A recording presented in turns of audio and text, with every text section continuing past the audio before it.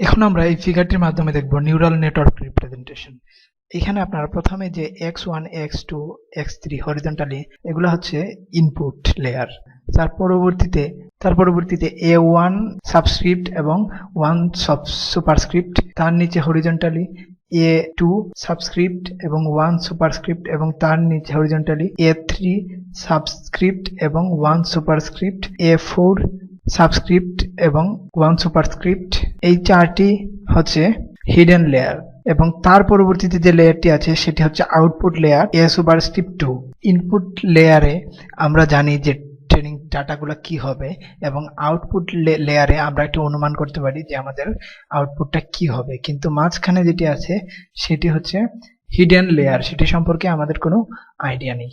এখানে আমরা যে রিপ্রেজেন্টেশনটি দেখিয়েছি নিউরাল নেটওয়ার্কের, এটি হচ্ছে মূলত 2 লেয়ার নিউরাল নেটওয়ার্ক। প্রথম লেয়ারটি হচ্ছে হিডেন লেয়ার এবং দ্বিতীয় লেয়ারটিকে আমরা ধরবো আউটপুট লেয়ার, এবং 0 যে লেয়ারটি আছে ইনপুট লেয়ার সেটি হচ্ছে আমরা ইনপুট নিব, তাই এটিকে আমরা লেয়ারে ধরবো না।